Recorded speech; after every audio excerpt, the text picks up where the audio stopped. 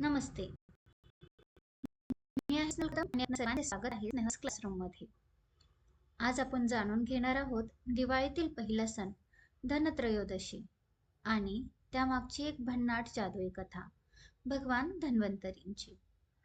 मग चला वेळ न दवडता थेट कथेत डुबकी मारूया.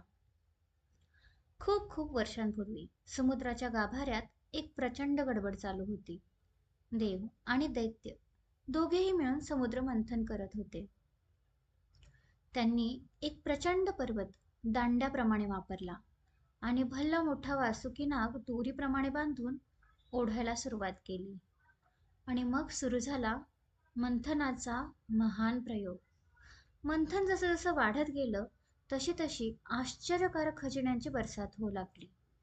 एकदम चमचमता चंद्र, विशाल ऐरावत हत्ती, सुंदर लक्ष्मी देवी आणि अनेक मौल्यवान रत्न. त्याचप्रमाणे अगदी भयंकर वेश सुद्धा. सगळ्यांची धडधड वाढली होती.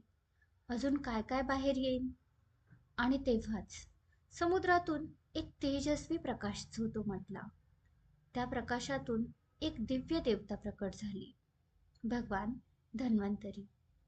त्यांच्या एका हातात सुवर्ण कलश भरलेलं अमृत होतं आणि दुसऱ्या हातात जीवनदायी औषधी वनस्पती. संपूर्ण विश्व थक्क झालं होतं. धन्वंतरी देव हसून म्हणाले, ऐका रे देव आणि दैत्यांनो, आरोग्यम धनसंपदा म्हणजे खरी संपत्ती म्हणजे सोने, दागदागिने किंवा अमृत नव्हे. खरी संपत्ती म्हणजे आरोग्य आहे. आणि म्हणूनच धन्वंतरींना आजही आयुर्वेदाचे जनक म्हटलं जातं. म्हणूनच आपणही या दिवशी देव धन्वंतरींची पूजा करून आरोग्य, दीर्घायुष्य आणि आनंद यांची प्रार्थना करतो. कारण आरोग्य हाच खरा धन आहे, हेच खरे धन आहे. धन्यवाद.